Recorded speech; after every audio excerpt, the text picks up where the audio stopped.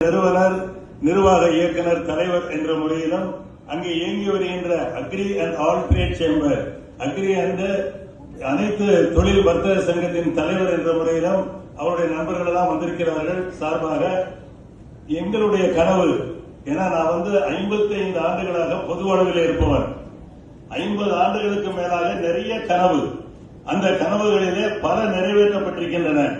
சில கனவுகள் நாங்களாகவே நிறைவேற்றியிருக்கிறோம்.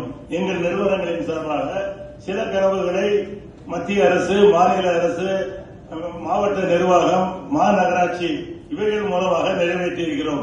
அதனால்தான் மதுரை இந்த அளவிற்கு வளர்ந்திருக்கின்றது. ஆனால் நமக்கு உரிய வளர்ச்சியை நாம் பெற்றிருக்கிறோமா என்றால் நிச்சயமாக இல்லை.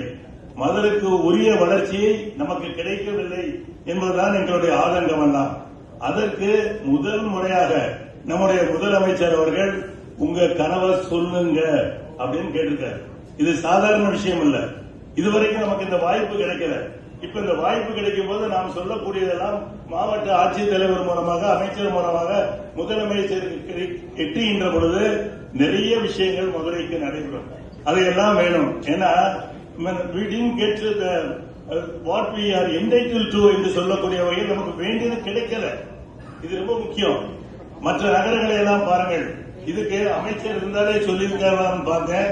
கொஞ்சம் பொலிட்டிக்கல் பிரஷர் இன்னும் கொஞ்சம் வேணுமோ அப்படிங்கிறது என்னோட எண்ணம். அவரே சொன்னாரு, நான் அதையும் குறிப்பிட்ட எந்த மாவட்டத்தையும் சொல்ல விரும்பல, இன்னும் கொஞ்சம் பொலிட்டிக்கல் பிரஷர் இருந்தால் மதுரை, ஏன்னா உங்களுக்கு தெரியும் இந்த மாதிரி ஒரு குறை இருந்ததாலதான் தமிழகத்தை இரண்டாக பிரித்து மதுரையை தலைநகராக கொண்டு தென் தமிழகம் ஒரு மாநிலமாக உருவாக வேண்டும் என்ற கோரிக்கை கூட ஒரு காலத்தில் எழுந்தது. பிறகு நாங்களெல்லாம் நம்ம சொன்னோம், அது பிரிவினைவாதமாகிவிடும், நாம் ஒன்றாகத்தான் இருக்க வேண்டும், ஆனால் மதுரையை இரண்டாவது தலைநகரமாக அறிவிக்க வேண்டும் என்று சொன்னோம். பல மாவட்டங்களில், பல மாநிலங்களிலே இரண்டாவது, மூன்றாவது தலைநகரங்கள் எல்லாம் இருக்கின்றன. ஆனால் அதுவும் நிறைவேறவில்லை. சரி, இப்போ நல்ல வாய்ப்பு. கனவுகளை மட்டும், ஏன்னா தொழில், வணிகம், ஏற்றுமதி, சுற்றுலா இவை வளர்ச்சி அடைந்தால்தான் மதுரை வளர்ச்சி அடையும். இதற்கான கட்டமைப்புகளை கொண்டு வந்தால்தான் மதுரை எல்லா வழியிலும் வளர்ச்சி அடையும். இதுல முதல்ல கட்டமைப்பு அப்படிங்கிறது ஒரு தலைப்பாக இன்ஃப்ராஸ்ட்ரக்சர் கொடுத்திருக்காங்க. மதுரையில என்ன இன்ஃப்ராஸ்ட்ரக்சர் இல்ல? ஏன் நாம கோயம்புத்தூர் மாதிரி இல்ல, வளர்ந்து வருகிற ஈரோடு மாதிரி இல்ல, சென்னை மாதிரி இல்ல அப்படின்னா, இங்க நமக்கு ஏற்கனவே குறிப்பிட்டார்கள், மதுரை விமான நிலையம் பன்னாட்டு விமான நிலையமாக ஆக்கினால்தான் வெளிநாட்டு விமானங்கள் மதுரைக்கு வர முடியும். உங்களுக்கு தான் நல்லா தெரியணும், Madurai it's not an international airport, it's only customs airport. சுங்க தீர்வை கட்டக்கூடிய ஒரு விமான நிலையம், இன்டர்நேஷனல் ஏர்போர்ட் இல்ல. நமக்கு இன்டர்நேஷனல் கனெக்டிவிட்டி தான் இருக்கு, நமக்கு இன்டர்நேஷனல் சர்வீஸ் வரல. மதுரை அனைத்துலக விமான நிலையம் அல்ல. இதை நீங்க நல்லா புரிஞ்சுக்கணும். நாங்களும் உயிரை கொடுத்து கேட்டுக்கிட்டு இருக்கோம், கிடைக்க மாட்டேங்குது. என்ன காரணம்னு தெரியல. இதுல கவர்மெண்டோட பாலிசி புரியல. சில விமான நிலையங்கள் எல்லாம் கெட்டதுக்கு முன்னாடியே இன்டர்நேஷனல் விமான நிலையம் கட்டப்படுகிறது சொல்றாங்க. ஆனா 55-60 வருஷம் ஆச்சு. இன்னைக்கு இன்னும் நல்லா புரிஞ்சுக்கோங்க, இந்தியாவில் 12 கஸ்டம்ஸ் ஏர்போர்ட் இருக்கு. அந்த 12 கஸ்டம்ஸ் ஏர்போர்ட்ல நமக்கு 3 நாடுகளுக்கு தான் தொடர்பு. உங்களுக்கு தெரியும், முதல்ல சிங்கப்பூர் இருந்தது, அது போயிடுச்சு. இப்போ அபுதாபி வந்திருக்கு, நமக்கு அடுத்த ஸ்ரீலங்கா இருக்கு, நம்ம இது துபாய். இத வச்சுக்கிட்டு இந்த 12 கஸ்டம்ஸ் ஏர்போர்ட்ல நம்ம தான் அதிகமான பயணிகளை கையாளுகிறோம். ஆனா நமக்கு ப்ரொமோஷன் இல்லை, நம்மளை எலிவேட் பண்ண மாட்டேங்கிறாங்க. இதை கேட்கறதுக்கு ஆள் இல்லை, சொல்றதுக்கு இருக்கோம், ஆனா கேட்கறதுக்கு ஆள் இல்லை. இது இன்டர்நேஷனல் ஏர்போர்ட் ஆனால் தான் மதுரையின் வளர்ச்சி, வெளிநாட்டவர்கள் வருவார்கள், இன்வெஸ்ட் பண்ணுவார்கள், சுற்றுலா வருவாங்க. இதுல ஒரே ஒண்ணு, இதெல்லாம் கொஞ்சம் லாங் டேர்ம் சார். நாளைக்கே மதுரையிலிருந்து பல நாடுகளுக்கு விமானம் வருவது ஒரு சின்ன வழி. ஏசியா நாடுகள் உங்களுக்கு தெரியும், ஏசியா நாடுகள் 10 நாடுகள் இருக்கு. Singapore, Malaysia, Thailand, Indonesia, Vietnam, இப்படி 10 நாடுகள். அவங்க எல்லாம் ஒன்னு சேர்ந்து ஓபன் ஸ்கை பாலிசி அப்படின்னு ஒன்று கொண்டு வந்தாங்க. கொண்டு வந்து அவங்க என்ன கேட்டாங்க இந்தியாவில் அப்படின்னா, சார் எங்களுக்கு டயர் 2, டயர் 3 டூரிசம் சிட்டியில எங்களுடைய 10 நாடுகளில் இருந்தும் எந்த தடையும் இல்லாமல் விமான சேவையை நாங்கள் துவக்குகிறோம். நீங்களும் விமானம் இங்க வரலாம். 18 டூரிசம் சென்டர்ஸ் இன் இந்தியாவை ரெக்கமெண்ட் பண்ணுங்கன்னு சொன்னாங்க. பண்ணிருக்காங்க. 18 சென்டர்ஸ் ரெக்கமெண்ட் பண்ணிருக்காங்க. ஆனா நம்ம மதுரை மீனாட்சி அம்மன் கோயில், மதுரை மஹால், ராமேஸ்வரம் அப்படின்னு சொல்லக்கூடிய உலக புகழ்பெற்ற டூரிசம் சென்டரான மதுரை அதில் இடம்பெறவில்லை. இதை விட நமக்கு என்ன சார், கேட்டு இது இல்லையா? நமக்கு மதுரை டூரிஸ்ட் சிட்டி இல்லைன்றாங்க சார். நம்ம டூரிசம் பேசுறோம். இதை ரெக்டிஃபை பண்ணக்கூடாதா? அவங்க ஒன்னும் 18 கேட்கல, 19 சொல்லியிருக்கலாம், 20 சொல்லியிருக்கலாம். ஆனா சொல்லல. யாரு என்ன காரணம்னு தெரியல. இப்ப அன்னைக்கு இது 15-16 நடந்தது. அன்னைக்கு மட்டும் மதுரைய அந்த ஏசியான் அந்த குரூப்ல ஒன் ஆஃப் த டூரிசம் சிட்டியாக சேர்க்கப்பட்டிருந்தால் எந்த பாசா அக்ரிமெண்ட்டும் வேண்டியதில்லை, எந்த ரெஸ்ட்ரிக்ஷனும் வேண்டியதில்லை. நினைச்ச நேரத்தில் நினைச்ச பிளைட் மதுரையில இருந்து அந்த 10 நாடுகளுக்கும் போக முடியும். 10 நாடுகளில் இருந்து மதுரைக்கு வந்திருக்க முடியும். தொழில் பெரிய இருக்கும், இண்டஸ்ட்ரி பெரிய இருக்கும், ட்ரேட் பெரிய இருக்கும், எக்ஸ்போர்ட் பெரிய இருக்கும், சுற்றுலா பெரிய இருக்கும். எவ்வளவு டாக்டர்ஸ் இங்க இருக்கீங்க. இன்னைக்கு மதுரையில் எவ்வளவு பெரிய மருத்துவமனைகள்லாம் இருக்கு. மெடிக்கல் டூரிசம், மதுரை மாதிரி மெடிக்கல் டூரிசம் இருக்கக்கூடிய வாய்ப்பு எங்கேயும் இல்ல. குறைந்த கட்டணத்தில் சிறந்த சேவை கொடுக்கக்கூடிய ஒரு நகரம் மதுரை மருத்துவத்துறையில். ஆனா என்ன பிரயோஜனம்? இது எல்லாருக்கும் தெரியுது. ஆனா அந்த மெடிக்கல் டூரிசத்துக்கு இது வேணும் சார். நான் இன்னைக்கு சொல்றேன், இந்த ஒரு கருத்தரங்கின் வாயிலாக நாம் உரிய அழுத்தம் கொடுத்தால் நாளைக்கே வேண்டியது ஒரு கையெழுத்து. ஒரு பைசா கூட செலவில்லை. 18 சிட்டிய 19 சிட்டி ஆக்குங்க. அவங்க ரெடி. ஏன் கொடுக்க கூடாது? ஏன் இந்த ஒரு step motherly treatment for Madurai அப்படின்னு ஏன் சொல்ல வைக்கிறீங்க? வாய்ப்பு இருந்தா எங்களுக்கு அதை கொடுக்கல, தயவு செய்து கொடுங்க.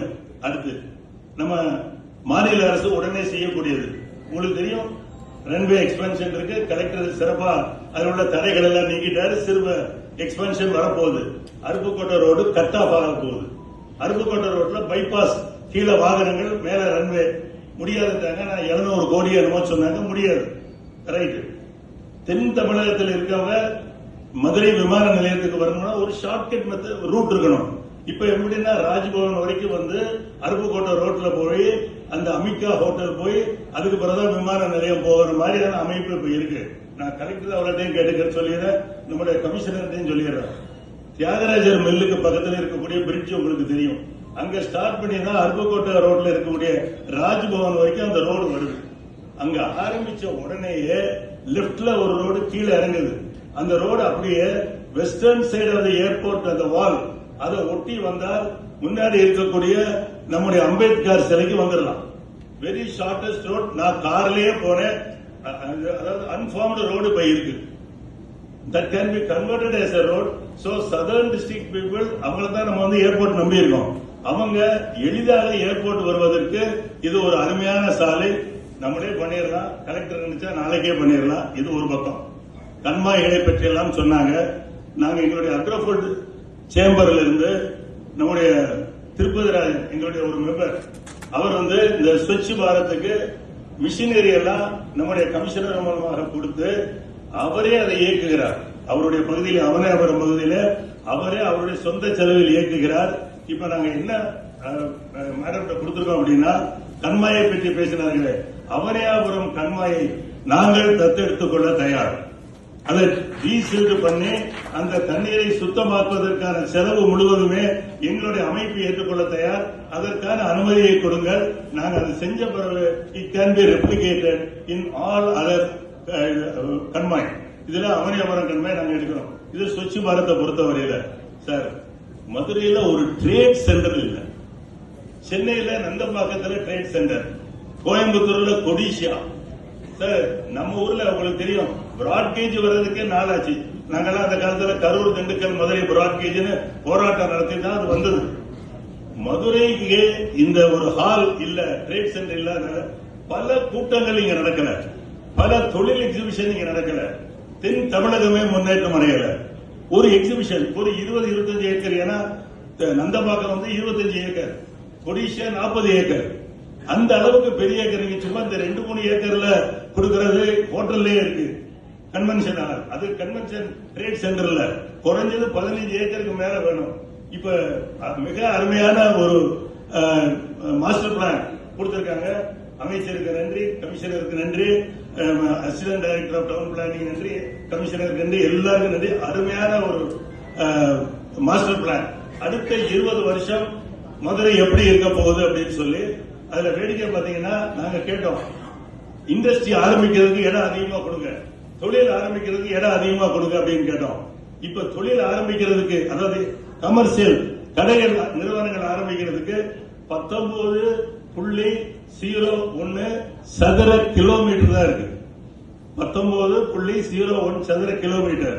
அதை இவங்க இப்ப மதுரை மாஸ்டர் பிளான்ல 59.08 அந்த அளவுக்கு, சாரி 49.08 அந்த அளவுக்கு கொண்டு சென்று விட்டார்கள். 3 டைம்ஸ் கூடுதலாக நிலங்களை அடையாளப்படுத்தி இருக்காங்க கமர்ஷியலுக்கு. இண்டஸ்ட்ரிக்கு நமக்கு இருந்தது 19.17 ஸ்கொயர் கிலோமீட்டர். அதை 3 டைம்ஸ் ஆக்கி இன்னைக்கு அது 63.08 3 டைம்ஸ்க்கு மேல சதுர கிலோமீட்டர். இதெல்லாம் நீங்க இண்டஸ்ட்ரி ஆரம்பிக்கலாம் அப்படின்னு சொல்லிட்டாங்க. பெஸ்ட். இனிமேல் மதுரையில் இண்டஸ்ட்ரி தொழில் ஆரம்பிக்கிறதுக்கு நல்ல ஒரு திட்டத்தை இவர்கள் கொடுத்திருக்காங்க. ஆனா நமக்கு ட்ரேட் சென்டர்ல அந்த அறிக்கையிலேயே, அந்த மாஸ்டர் பிளான்லயே ட்ரேட் சென்டர் ப்ரொவிஷன் கொடுக்கல. நான் சொல்றது சின்ன ட்ரேட் சென்டர்ல கொடிஷியா மாதிரியும் நம்முடைய சென்னையில் இருக்கக்கூடிய நந்தம்பாக்கம் மாதிரியும். ரைட். நாங்க எப்பவுமே பேச மட்டும் செய்ய மாட்டோம், செயலையும் காமிப்போம். நீங்க தான் செய்யறோம், நாங்க அரசை பார்த்து சொல்ல மாட்டோம். We have purchased 20 acres of land near Thirunagar at the outskirts of Madurai. Trade centre ஆரம்பிக்கணுங்கிறதுக்காகவே 2011ஆவது ஆண்டு ஒரு ட்ரஸ்ட்ல இருந்து ஆரம்பிச்சு வச்சிருக்கிறோம். Only for the public activity. 8 கோடி ரூபாய் டொனேஷன் வாங்கியிருக்கோம். அதை இப்ப கமர்ஷியல் லேண்டாக இந்த இதுல டிக்ளேர் பண்ணிருக்காங்க. we are extremely happy. But என்னன்னா சொல்லிட்டாங்க, நாங்க உடனே டிட்கோவுக்கு ஈக்விட்டி ஷேரிங்ல we are ready. நாங்க 19 ஏக்கர் 20 ஏக்கர் கொடுக்கிறோம், நாங்களே ஷேர் பண்றோம், நீங்களே ஷேர் பண்ணுங்க ஆரம்பிப்போம் சொன்னோம். சேர்மன் வந்தாரு, இடத்த பார்த்தாரு, பெஸ்ட் பிளேஸ் எல்லாம் ஓகே. அது ஒரு சின்ன பாதை எங்களுக்கு இல்ல, எண்டர பாதை எங்களுக்கு இல்ல. ஏற்கனவே நிசான் ஷோரூம் ஒட்டி ஒரு பாதை இருக்கு. நிசான் ஷோரூம் ஒட்டி நீங்க எல்லாம் இப்ப கூட பாக்கலாம். நீங்க இடம் நிசான் ஷோரூமுக்கு ஃபோர்டு நிசான், அதுக்கு அடுத்த இடம் நிசான் ஷோரூம் ஒட்டி ஒரு பாதை இருக்கு. நாங்க இதுதான் பாதையை நினைச்சு வாங்கினோம், அதுலதான் கார்ல ட்ரக்ல எல்லாம் போனோம். ஆனா இப்ப என்ன சொல்லிட்டாங்கன்னா, அது நீங்களா போட்டுக்கிட்ட ரோடு, அதாவது மக்களாக போட்டுக்கிட்ட ரோடு, இது அபிஷியல் ரோடு இல்ல அப்படின்ட்டாங்க. நான் கலெக்டர்கிட்ட கேட்டுக்கிறேன், சம்பந்தப்பட்ட எல்லாரையும் கேட்டுக்கிறேன். ஏற்கனவே ரோடு இருக்கு, நாங்க எங்க செலவுலேயே அந்த ரோட ரீஜோனேட் பண்ணி பிரமாதமா தார் ரோடு போட்டு போற மாதிரி ஏற்பாடு பண்றோம். இப்ப கூட சொன்னாங்கல்ல, நமக்கு நாமையில பப்ளிக்கா இருந்தா 1/3 கொடுத்தா போதும், மற்றதெல்லாம் நம்மளே பண்ணணும். நாங்களே பண்ண தயார், அனுமதி இல்லை. இதெல்லாம் உடனே செஞ்சா உடனே மதுரைக்கு ஒரு ட்ரேட் சென்டர். நாங்க 20 ஏக்கரையும் மதுரையில ட்ரேட் சென்டர் ஆரம்பிப்பதற்கு கொடுப்பதற்கு தயாராக இருக்கிறோம். On equity share. இதை விட நாங்க என்ன பண்ண முடியும்? 8 கோடி ரூபாய் ஒருத்து ப்ராப்பர்ட்டி, 8 கோடிக்கு டாக்குமெண்ட் போட்டிருக்கோம். நம்பர் 2 இல்ல, அவ்வளவு டொனேஷன் வாங்கி டாக்குமெண்ட் போட்டோம் 2011. இந்த ஒரு இன்ஃப்ராஸ்ட்ரக்சர் மதுரையில் இல்ல.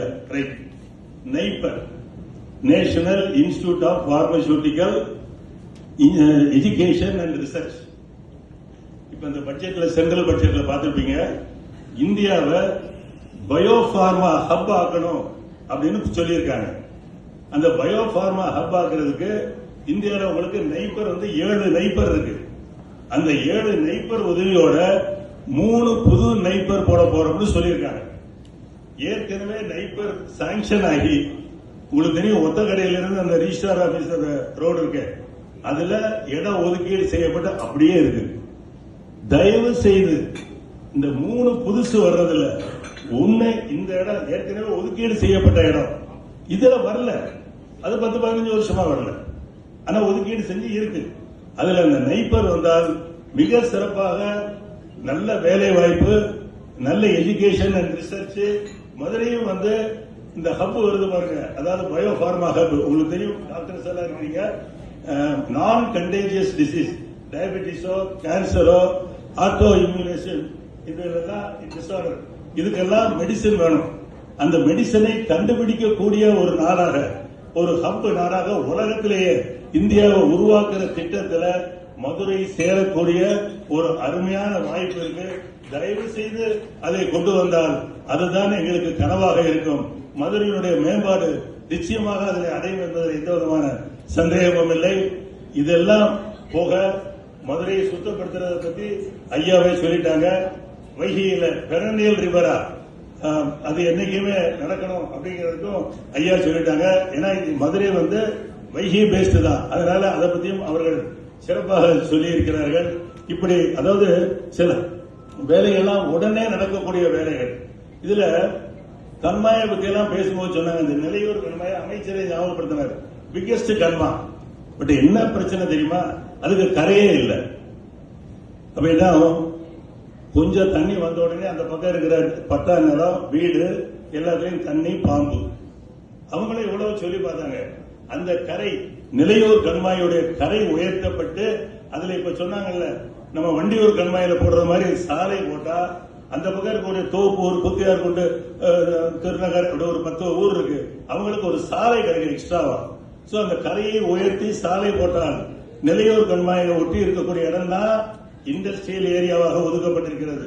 அமைச்சர் சொன்னார்ல, திருப்பரங்குன்றத்திலிருந்து திருமங்கலம் வரைக்கும் போகக்கூடிய இடத்துல நிறைய இண்டஸ்ட்ரீஸ் வரணுங்கிறாரு.